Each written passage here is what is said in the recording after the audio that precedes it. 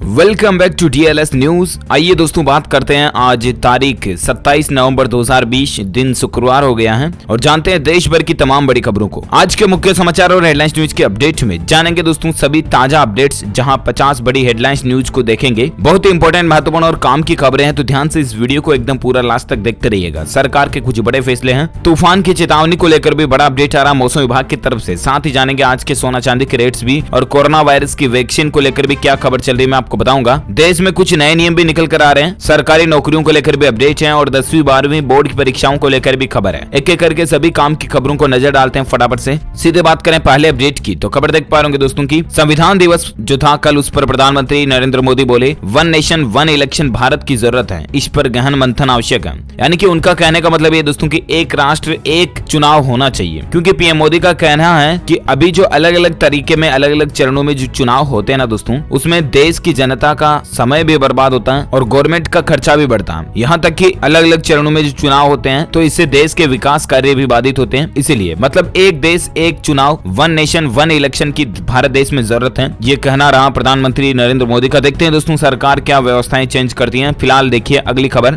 कि किसानों के आंदोलन के कारण DMRC की सेवाएं पड़ोसी शहरों से स्थगित रहेगी आज। जी हाँ, केंद्र के नए कृषि कानूनों के खिलाफ किसानों के जो दिल्ली चलो मार्च को देखते हुए दिल्ली मेट्रो की सेवाओं को शुक्रवार को पड़ोसी शहरों के लिए राष्ट्रीय राजधानी तक स्थगित रखा जाएगा। अधिकारियों ने ये बात की जानकारी दी है। चलिए अगली खबर दोस्तों, किसान आंदोलन को लेकर अपडेट देख पा रहे कि पंजाब और हरियाणा के बाद अब उत्तर प्रदेश पहुंची विरोध की आंच। किसान दिल्ली देहरादून हाईवे पर आज चक्का जाम करने की भी तैयारी कर रहे हैं। दरअसल भारतीय किसान यूनियन के राष्ट्रीय प्रवक्ता राकेश टिकैत किसान कानून विरोध के मुद्दे और अत्याचार से नाराज दिखाई दिए। उन्होंने सरकार को चेतावनी दी कि शुक्रवार को दिल्ली देहरादून हाईवे पर चक्का जाम करेंगे। पंजाब में किसानों पर पानी की बौछार किए जाने से नाराज हुए भारतीय किसान यूनियन के कार्यकर्ता हाईवे पर आकर जाम लगाते हुए सरकार के सामने शक्ति का प्रदर्शन करेंगे। तो ये कुछ किसान आंदोलन को लेकर मसला चल रहा है। देखते हैं दोस्तों सरकार किसानों के लिए क्या कुछ नया बदलाव या ऐलान करती है, मैं आपको बताऊंगा खबर। फिलहाल देखिए अगला अपडेट कि उत्तर प्रदेश में 6 महीने के लिए एस्मा कानून लागू होने जा रहा है और उसके बाद हड़ताल पर नहीं जा सकेंगे सरकारी कर्मचारी। जी हाँ, यूपी की योगी आदित्यनाथ सरकार जो है ना, वो प्रदेश में एस्मा एक्ट लागू कर दिए हैं। एस्मा एक्ट को बोले तो एस्मा की फुल फॉर्म होती है दोस्तों एसेंशियल सर्विसेज मेंटेनेंस एक्ट, और ये लागू होने के बाद अगले 6 महीने तक कोई भी सरकारी कर्मचारी स्ट्राइक यानी कि हड़ताल नहीं कर पाएंगे।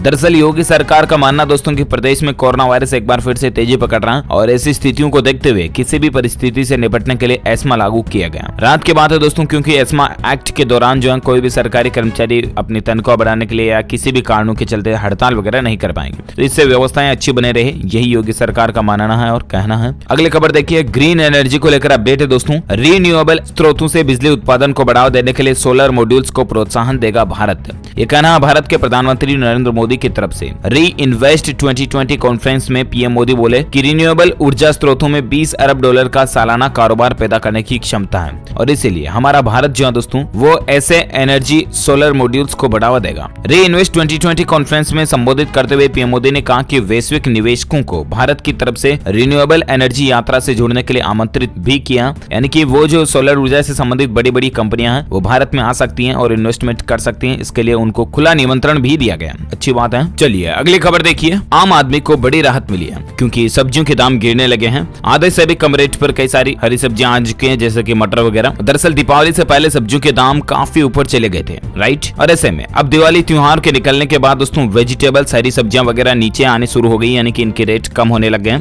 मटर के भाव आधे से भी कम हो चुके हैं। सर्दियों में सबसे ज्यादा इस्तेमाल होने वाली अदरक भी आजकल सस्ती बिक रही है और प्याज के भी रेट काफी हद तक काबू में आ गए हैं। मटर 160 तक पहुंच गया था, वो अब वापस 60 रुपए प्रति किलो तक आ गया। तो ये राहत की बात है आम आदमी के लिए, क्योंकि हरी सब्जियां जो कंट्रोल में रहे। तो चलिए अगला अपडेट है दोस्तों, ECLGS 2.0 को लेकर देखिए दोस्तों, 3 लाख करोड़ रुपए की गारंटीड लोन स्कीम पर सरकार ने जारी की गाइडलाइन, संकटग्रस्त सेक्टर्स को मिलेगी राहत। दरअसल वित्त मंत्रालय ने गुरुवार को विस्तारित emergency credit line guarantee scheme के बारे में बैंकों और नॉन बैंकिंग फाइनेंस कंपनियों को औपचारिक तौर पर सूचना दे दी है। गारंटीड लोन स्कीम की घोषणा खुद वित्त मंत्री निर्मला सीतारमण जी ने तीसरे आत्मनिर्भर भारतीय वित्तीय राहत पैकेज के दौरान की थी। तो योजना के तहत कामत कमेटी द्वारा पहचाने गए 26 संकटग्रस्त सेक्टर्स गारंटीड कर्ज सहायता दी जाएगी, यानी कि 26 ऐसे सेक्टर है दोस्तों जहां पर लोन वगैरह दिया जाएगा। तो अच्छी बात है कि इससे देश में कारोबार बढ़ेगा, रोजगार भी बढ़ेगा। जानकारी आप इसके बारे में ज्यादा देख सकते हैं। साथ ही अगला अपडेट देखिए, केनरा बैंक समेत दर्जन भर बैंकों में 1200 करोड़ रुपए का फ्रॉड देखा गया, सीबीआई ने फाइल की FIR। दरअसल सीबीआई ने आज दिल्ली की अमीरा प्योर फूड्स प्राइवेट लिमिटेड और इसके शीर्ष अधिकारियों के खिलाफ एफआईआर दर्ज की है, क्योंकि इसमें कंपनी के प्रमोटर करण चनाना और प्रबंधन निदेशक राजेश अरोड़ा का नाम भी शामिल है। कंपनी व इसके अधिकारियों पर केनरा बैंक समेत देश भर के दर्जन बैंकों पर 1200 करोड़ रुपए के फ्रॉड का मामला सामने देखा गया। केनरा बैंक की शिकायत पर सीबीआई ने एफआईआर भी दर्ज की है और इसके बाद दिल्ली एनसीआर के 8 ठिकानों पर छापेमारी भी किए। देखिए सारा दोस्तों, कई सारी कंपनियों के हालात देखिए। समय समय पर हमें ऐसी खबरें देखने को मिलती हैं, जैसे नीरव मोदी हो गया, विजय माल्या हो गया, जो बैंकों से लोन लेकर विदेशों में फरार हो जाते हैं। फिर देखते हैं सरकार अब इस पर क्या फैसला उठाती है। अगला अपडेट देखिए, ये एक खबर है दोस्तों, मैं आपको नहीं चाहता हूं बताना, लेकिन फिर भी आपको इसलिए बता रहा हूं कि अगर आप एक पेरेंट्स माता पिता इस वीडियो को देख रहे हो या चाहे बच्चे बच्चे ही देख रहे हो, तो भी ध्यान रखिएगा, ऐसी लापरवाही और गलती कभी ना करें। आपको पता होगा दोस्तों, कल ही 11 वगैरह का त्योहार था, जिसे छोटी दिवाली के रूप में भी मनाते हैं। उस दौरान भी कई जगहों पर पटाखे वगैरह भी फोड़े जाते हैं, राइट। तो देखिए एक घटना हुई, पटाखे फोड़ने के दौरान स्टील के ग्लास में रखकर पटाखा चलाया किसी बच्चे ने और उसके बाद कटा गला और बच्चे की जान चली गई, क्योंकि स्टील के ग्लास में रख करके वो जो कुछ सूतली बम वगैरह होते हैं उसको फोड़ा तो ग्लास इतनी तेजी से फटा कि वो फट करके जो उछला ना दोस्तों, तो बिल्कुल जैसे किसी ने दूर से कोई ब्लेड चाकू फेंका हो ना, उससे भी ज्यादा रफ्तार से वो आया और फटा हुआ ग्लास जो था वो सीधे उसके गले में जाके फंस गया और बच्चे की जान चली गई। बच्चे ने तो खेल खेल के दौरान ही लापरवाही कर दी। 15 साल का बच्चा था ये। बहुत सारे जो ऐसे बदमाश नटखट बच्चे होते हैं जो आतिशबाजी करते हैं पटाखे फोड़ने वगैरह के दौरान, कुछ हाथों में पटाखे फोड़ते हैं। तो ऐसे में अगर आप पेरेंट्स माता पिता इस वीडियो को देख रहे हैं तो प्लीज आप अपने बच्चों को समझा के रखा करो कि ऐसी लापरवाहियां ना करनी है, ऐसी गलतियां ना करें, क्योंकि उनका खामियाजा अंजाम बहुत महंगा पड़ सकता है। देखिए जरा, अपने बच्चों को ऐसी खबरें बता करके उन्हें आप मोटिवेट भी कर सकते हैं कि ऐसा काम करने का रिजल्ट नतीजा क्या हो सकता है, समझ रहे हो ना। चलिए फिलहाल बात करें अपन अगली खबर में, जहां अपडेट देखिए, पेटीएम ने दुकानदारों को तोहफा दिया, खत्म किए चार्जेस। जी हां, देश की सबसे बड़ी ई वॉलेट कंपनी पेटीएम अपने नेटवर्क से जुड़े दुकानदारों को बड़ा तोहफा दिया और कंपनी ने गुरुवार को ऐलान किया दोस्तों कल ही कि दुकानदार मर्चेंट अब यूपीआई और रुपे कार्ड के अलावा 0% शुल्क पर पेटीएम वॉलेट के माध्यम से भी अनलिमिटेड पेमेंट प्राप्त कर सकते हैं और इसके लिए उनसे कोई चार्ज वगैरह भी नहीं लिया जाएगा। तो ये अच्छी बात है, करोड़ों दुकानदारों को देश भर में इसके कारण राहत मिलेगी। अगला अपडेट देखिए दोस्तों, एलआईसी ग्राहकों के लिए भी अच्छी खबर है। अब एलआईसी पॉलिसी खरीदने के लिए आपको एजेंट से मिलने की जरूरत नहीं होगी। जी हाँ, हालांकि दोस्तों ये अपडेट मैंने आपको पहले से ही बताया हुआ है, लेकिन आप ही में से बहुत सारे भाइयों बहनों दोस्तों मित्रों ने वीडियोस के नीचे कमेंट किए कि यार डीएलएस भाई वो एलआईसी का बिना एजेंट वाला फंडा क्या मसला क्या। तो मैं आपको बता दूं एक बार फिर से मोटे मोटे तौर पर, तो एलआईसी जो है ना, उसने ये योजना निकाली है कि आप बिना एजेंट के भी पॉलिसी खरीद पाओगे, एजेंट से मिले बिना भी, ठीक है ना। इसके लिए एलआईसी ने आनंदा नाम की एक डिजिटल एप्लीकेशन लॉन्च की है। और पता है एलआईसी ने ये स्कीम भी क्यों निकाली? इसलिए ताकि अभी जो कोरोना काल का मसला चल रहा है, इस दौरान आपकी एजेंट से मुलाकात जरूरी नहीं रहे, ठीक है ना। सोशल डिस्टेंसिंग प्रॉपर बने रहे और उसके बाद आप घर बैठे ही आनंदा नाम की एप्लीकेशन से एलआईसी पॉलिसी खरीद सकते हैं। तो आप एलआईसी के ऑफिशियल पोर्टल पर जाकर के चेक कर लीजिएगा, आपको एप्लीकेशन डाउनलोड की लिंक वगैरह मिल जाएगी, ठीक है। चलिए अगली खबर देखिए, एजुकेशन न्यूज को लेकर अपडेट है। सरकारी नौकरियों की खबर देखिए जरा, यहाँ निकली है आंगनबाड़ी वर्कर और हेल्पर की 798+ वैकेंसी। ऑनलाइन आवेदन कर सकते हैं आप भी 24 दिसंबर तक। जी हाँ, हम बात कर रहे हैं महिला एवं बाल विकास विभाग कर्नाटक सरकार द्वारा राज्य में अलग अलग जगहों पर संचालित किए जा रहे आंगनबाड़ी केंद्रों पर वर्कर और हेल्पर पदों के लिए भर्ती विज्ञापन निकाला है। विभाग द्वारा जारी इस विज्ञापन में विभिन्न जिलों में स्थित आंगनबाड़ी केंद्रों पर वर्कर और हेल्पर पदों के लिए आमंत्रित किए गए हैं आवेदन। तो आप official website anganwadi recruit.kar.nic.in website पर जानकारी चेक कर सकते हैं। 24 दिसंबर 2020 इसकी लास्ट डेट है, तब तक आप अपना एप्लीकेशन फॉर्म सबमिट कर सकते हैं। ओके, अलग अलग पोस्ट की डिटेल जिलेवार भी आप स्क्रीन पर देख सकते हैं। तो ये रिक्रूटमेंट है। और एक एजुकेशन को लेकर अपडेट ये है दोस्तों की PSEB के 10th और 12th बोर्ड के एग्जाम 2021 की रजिस्ट्रेशन की तारीखें घोषित हो चुकी है। जी हाँ, पंजाब स्कूल एजुकेशन बोर्ड जो है ना, उसके द्वारा मार्च 2021 में आयोजित होने वाली रेगुलर और ओपन स्कूलों के कक्षा 10वीं और 12वीं की बोर्ड परीक्षाओं के लिए रजिस्ट्रेशन की तारीखें जारी हो चुकी हैं। इसको लेकर PSEB.ac.in ऑफिशियल वेबसाइट पर नोटिफिकेशन आया है। आपको बता दो, नोटिफिकेशन के मुताबिक बिना विलंब शुल्क के बोर्ड परीक्षा शुल्क का भुगतान करने की आखिरी तारीख 10 दिसंबर 2020 है। तो उससे पहले आप भी अपना फॉर्म भर करके सबमिट कर दें। उसके बाद अगर आप लेट होते हो तो लेट फीस लगेगी कितनी, तो आप अलग अलग तारीख के अनुसार लेट फीस की डिटेल्स आप देख सकते हो। और बाकी ऑफिशियल बोर्ड की वेबसाइट पर और ज्यादा जानकारी आप चेक कर लीजिएगा, वहीं पर ज्यादा ऑथेंटिक इन्फॉर्मेशन आपको मिल जाएगी। ओके, अगली खबर देखिए दोस्तों, बदल गया अडानी की इस कंपनी का नाम, आखिर क्यों? दरअसल अरबपति गौतम अडानी के ग्रुप की city gas distribution company Adani gas limited limited का नाम बदलने जा रहा। कंपनी में फ्रांस की ऊर्जा कंपनी टोटल की ओर से हिस्सेदारी खरीदने के कारण अब इसका नाम अडानी टोटल गैस हो जाएगा, क्योंकि कंपनी में 37.40% हिस्सेदारी टोटल ग्रुप ने खरीद ली है। इसीलिए चलिए अगली खबर देखिए। 30 नवंबर के बाद नहीं मिलेगा इस सरकारी योजना का लाभ, जल्द ही आप भी फायदा उठा लें। दरअसल हम बात करें, प्रधानमंत्री नरेंद्र मोदी ने 30 जून 2020 को PMGKAY योजना के तहत मुफ्त अनाज वितरण की स्कीम को आगे बढ़ाया था। उसकी तारीख 30 नवंबर तक है और जुलाई से 30 नवंबर तक इसको बढ़ाया गया। हालांकि अब क्या पता सरकार 30 नवंबर के बाद भी इसको बढ़ा दे, लेकिन फिलहाल तक तो इसका अपडेट यही है। इस योजना के तहत हर महीने 5 किलो गेहूं, चावल मुफ्त वगैरह में मिलता है। तो आप भी चाहें तो 30 नवंबर तक इस योजना का फायदा उठा सकते हैं। बाकी हो सकता है कि 30 नवंबर के बाद अगर गवर्नमेंट इसके डेट को आगे नहीं बढ़ाती है तो फिर बंद हो जाएगी। चलिए अगली खबर देखिए। इंश्योरेंस पॉलिसी के प्रीमियम पर मिलेगी छूट, आखिर इसके लिए शर्तें क्या हैं? तो दरअसल मोदी सरकार की तरफ से केंद्रीय कर्मचारियों को एक तोहफा दिया गया। केंद्र सरकार के कर्मचारी जो है ना, वो अगर 12 अक्टूबर 2020 से लेकर 31 मार्च 2021 के बीच में कोई भी इंश्योरेंस पॉलिसी खरीदते हैं ना, तो फिर उनको दी गई प्रीमियम को LTC नकद वाउचर योजना के तहत भुना सकते हैं। और कहने का मतलब सिंपली है कि उसके बाद उनको इंश्योरेंस पॉलिसी में छूट वगैरह मिल जाएगी। यही छूट का फायदा वो कार वगैरह खरीदते हैं, कोई वाहन वगैरह खरीदते हैं तो भी ले सकते हैं, अलग अलग वे में, है ना। तो सरकारी कर्मचारियों के लिए ये मोदी सरकार की तरफ से एक नई स्कीम का अपडेट है। अगली खबर देखिए कि दोस्तों रूस में AI यानी कि आर्टिफिशियल इंटेलिजेंस पर सबसे बड़ी ऑनलाइन कॉन्फ्रेंस होने जा रही है, जिसमें कुछ खास मुद्दे रहेंगे। दरअसल आर्टिफिशियल इंटेलिजेंस जर्नी 2020 को लेकर अपडेट है। 3 से लेकर 5 दिसंबर तक ये रूस में आयोजित होगी और इस कॉन्फ्रेंस में पूरी दुनिया के 10,000 से भी ज्यादा लोग भाग ले रहे हैं। लेकिन सबसे अच्छी बात पता है क्या? जी हाँ, इसमें शामिल होने वाले विशेषज्ञों की संख्या में सबसे ज्यादा भारत के एक्सपर्ट शामिल हैं। Wow, that's great good news for our all Indians. जी हाँ, ये हम सभी भारतीयों के लिए बड़ी ही खुशखबरी है दोस्तों। गौरव की बात है कि रूस में जो आर्टिफिशियल इंटेलिजेंस की कॉन्फ्रेंस होंगी ना, उसमें सबसे ज्यादा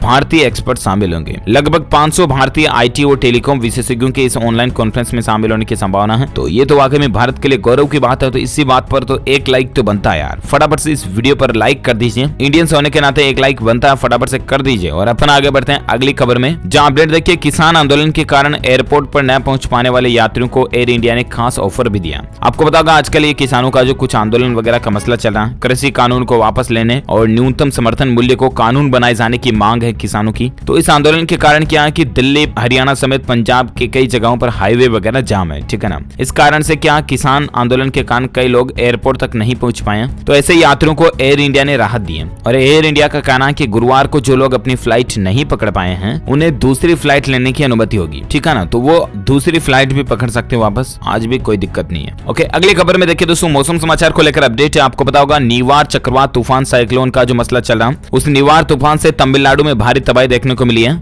जिसमें तमिलनाडु में 3 लोगों की जान जाने की खबर है, जबकि 100 से ज्यादा घर भी क्षतिग्रस्त हुए, 380 पेड़ भी उखड़े। ये तो तमिलनाडु का स्टेटस है। देखिए जरा निवार तूफान ने कुल कितनी तबाही मचाई। हालांकि अभी तो निवार तूफान कमजोर पड़ गया, लेकिन तबाही के निशान देखिए। कुल 5 लोगों के जान जाने की खबर है, लेकिन फिर भी निम्न दबाव का क्षेत्र बनने की आशंका है। अलर्ट इसको लेकर भी जारी किया गया। अब भी कई राज्यों में चेतावनी है। कहां पर तो मैं आपको आगे अपडेट बताऊंगा। इस तूफान के कारण 5 लोगों की जान चली गई, 3 जने घायल हो गए। देखिए जरा निवार साइक्लोन के चलते तमिलनाडु में भारी नुकसान देखने को मिला। 77 तो खंबे उखड़े और 1500 हेक्टेयर कृषि भूमि बर्बाद हो गई और 400 के लगभग पेड़ उखड़ गए। बहुत ज्यादा तांडव मचाया इस निवार तूफान ने यहाँ आसपास के इलाकों में। और वहीं दोस्तों अब मौसम विभाग का यह भी अलर्ट है कि तमिलनाडु और पंडिचेरी के बाद अब कर्नाटक से भी टकरा सकता है निवार। हालांकि अभी तो कुछ ठंडा पड़ गया, लेकिन उस दौरान पश्चिम दिशा की ओर बढ़ रहा था और कर्नाटक से भी टकराने की संभावना थी। इस दौरान बेंगलुरु शहर और आसपास के इलाकों में अगले 48 घंटे के दौरान कुछ स्थानों पर रुक रुक कर हल्की से मध्यम बारिश होने के भी आसार अभी भी चेतावनी है नजर आ रहे हैं। और इसी बीच अब निवार की भयानक तबाही के बाद तमिलनाडु और पंडिचेरी में भूस्खलन का भी डर मंडरा रहा। आपको पता होगा तूफान से पहले ही सरकार ने सुरक्षित स्थानों तक पहुंचा दिए थे 1 लाख लोगों को, लेकिन उसके बावजूद भी देखिए 5 जने की जान जाने की खबर देखी गई है। और बाकी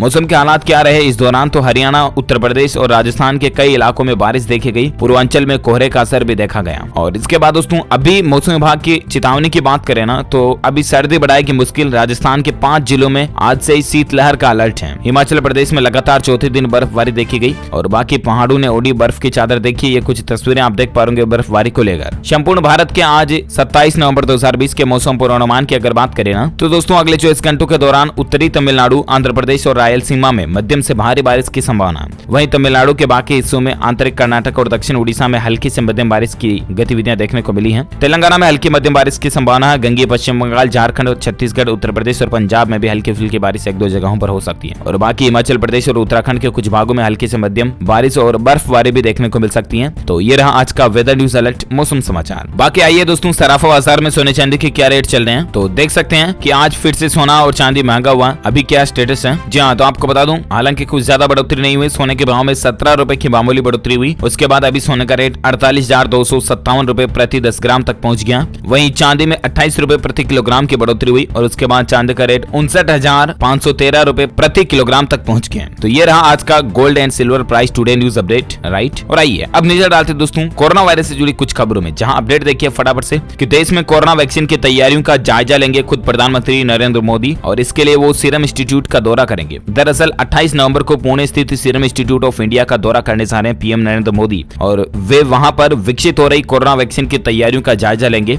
एक वरिष्ठ अधिकारी ने कल इस बात की जानकारी दी है। वो पता करेंगे दोस्तों कि आखिर क्या स्टेटस चल रहा है, कोरोना की दवाई कितनी कुछ बनी है वगैरह वगैरह, है ना। देखते हैं उसके बाद पीएम मोदी की तरफ से क्या अपडेट आता है, मैं आपको बताऊंगा। फिलहाल और एक खबर देखिए कि कोरोना वैक्सीन के टीकाकरण को लेकर पूरा खर्च उठाएगी सरकार। बजट में इसका रोडमैप का ऐलान भी हो सकता है। दरअसल केंद्र सरकार ने कोरोना महामारी से बचाने के लिए वैक्सीन के टीकाकरण को लेकर रोडमैप पूरा बना लिया। न्यूज एजेंसी रॉयटर्स के मुताबिक सरकार कोरोना टीकाकरण का पूरा खर्च उठाएगी। कोविड वैक्सीन का प्लान बन चुका है और इसको लेकर आने वाले बजट 2021 में इसके रोडमैप का ऐलान भी हो सकता है। देखते हैं और आगे क्या अपडेट आते हैं, मैं आपको बताता रहूंगा। फिलहाल खबर देखिए कोरोना से जुड़ी और एक अपडेट है कि मुंबई हवाई अड्डे पर अब स्पेशल जोन बना दिया गया, जहां दिल्ली, गोवा, गुजरात, राजस्थान से आने वाले यात्रियों का अब कोरोना टेस्ट होगा। तो मुंबई एयरपोर्ट पर यह व्यवस्था बना दी गई है, अच्छी बात है। और एक खबर देखिए, लखनऊ में 1 दिसंबर तक लागू रहेगी धारा 144। किसी भी आयोजन के लिए अनुमति लेनी पड़ेगी। देखिए दरअसल उत्तर प्रदेश की राजधानी लखनऊ में 1 दिसंबर तक धारा 144 लागू रहेगी। सरकार ने यह फैसला राजनीतिक दलों के धरने प्रदर्शन की आशंका के अलावा कोरोना वायरस का प्रभाव बढ़ने और त्योहारों में भीड़ जुटने को देखते हुए लिया है और साथ ही आदेश भी दिया गया है कि शादी समारोह व अन्य आयोजन के लिए कमिश्नरेट से अनुमति लेनी पड़ेगी। नियमों के उल्लंघन पर कार्रवाई की जाएगी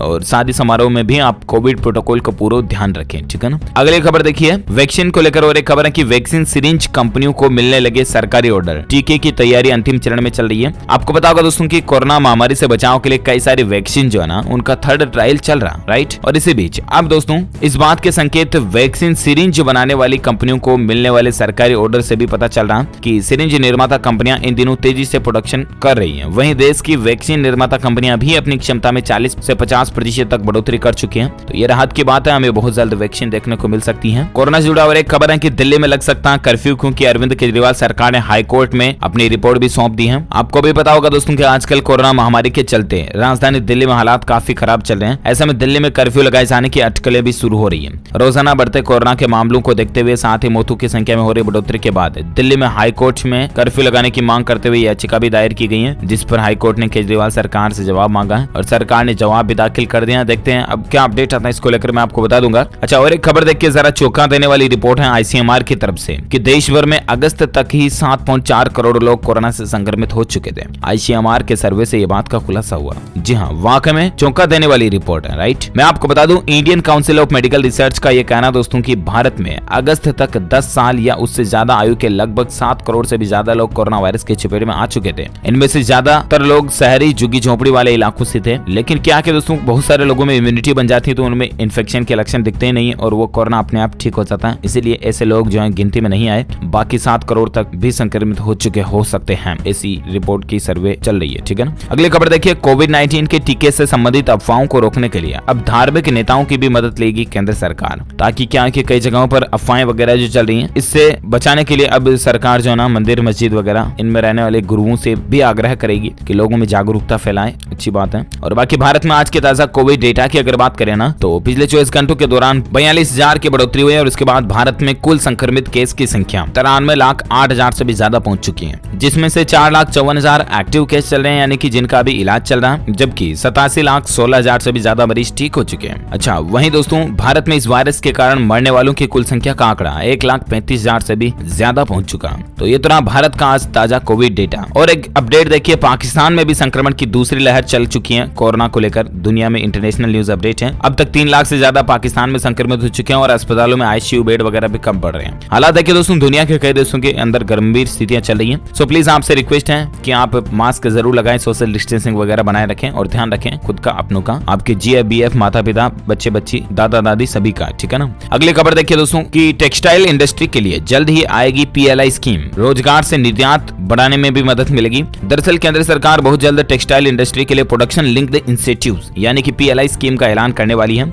इस स्कीम के तहत टेक्सटाइल इंडस्ट्री के लिए अगले 5 साल में 10,683 करोड़ रुपए खर्च किए जाएंगे। मैन मेड फाइबर और टेक्निकल टेक्सटाइल को प्राथमिकता दी जाएगी। टेक्सटाइल मंत्रालय की PLI स्कीम के लिए गाइडलाइन भी तैयार कर ली गई है और इसकी अंतिम मंजूरी के लिए कैबिनेट नोट भी जारी हो चुका है। देखते हैं आखिर कब तक फाइनली गवर्नमेंट की तरफ से इसका अनाउंसमेंट होता है, मैं आपको बता दूंगा। अच्छा, और एक खबर देखिए दोस्तों कि अगले 5 दिन में बदल जाएंगे ये नियम, आपकी जेब पर इसका सीधा असर पड़ेगा। मैं आपको बता दूं, अगले 5 दिन में बोले तो 1 दिसंबर 2020 से हमारे देश में कई सारे नए नियम लागू होने जा रहे हैं। अभी मैं यहाँ आपको एक एक नियम बताऊंगा तो आपका बहुत ज्यादा टाइम वेस्ट हो जाएगा, क्योंकि अभी ऑलरेडी वीडियो बहुत ज्यादा लंबा हो चुका है, राइट। तो मैं क्या करता हूँ दोस्तों कि DLS न्यूज के ऊपर आज दिन में एक अलग से वीडियो डाल देता हूँ, ठीक है ना। उसमें पर्टिकुलर नए नियम का ही अपडेट रहेगा, तो आप उस वीडियो को जरूर चेक कर लीजिएगा। और वो वीडियो बनने के बाद में इस वीडियो के नीचे डिस्क्रिप्शन में लिंक भी अपडेट कर दूंगा, तो आप यहाँ से भी स्विच कर सकते हो, ठीक है ना। फिलहाल अपन आगे बढ़ते हैं अगली खबर में, जहाँ अपडेट देखिए। उत्तर प्रदेश को 16 नेशनल हाईवे प्रोजेक्ट्स का तोहफा मिला है। 7,500 करोड़ रुपए की लागत से राज्य में 16 नए नेशनल हाईवे प्रोजेक्ट्स चालू हो रहे हैं, तो अच्छी बात है रोड वगैरह को लेकर यूपी में।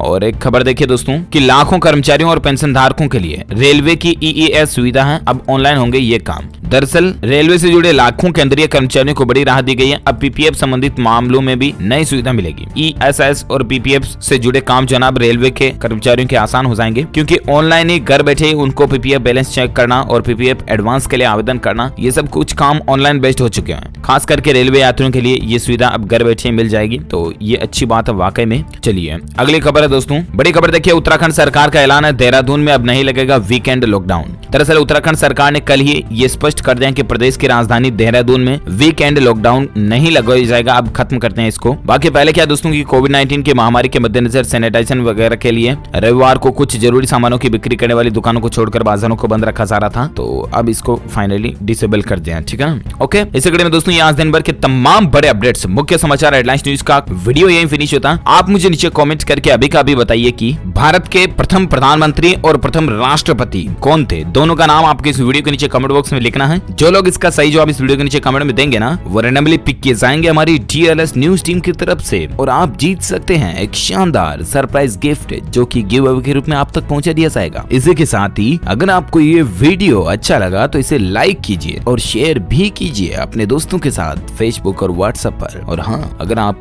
DLS न्यूज चैनल पर पहली बार आए हैं ना, तो चैनल को सब्सक्राइब करके बेल आइकन जरूर दबा दीजिएगा, ताकि आपको रोजाना के ताजा अपडेट्स तुरंत आपके मोबाइल पर मिलते रहेंगे। Thank you, take care, good bye, जय हिंद, जय भारत, वंदे मातरम।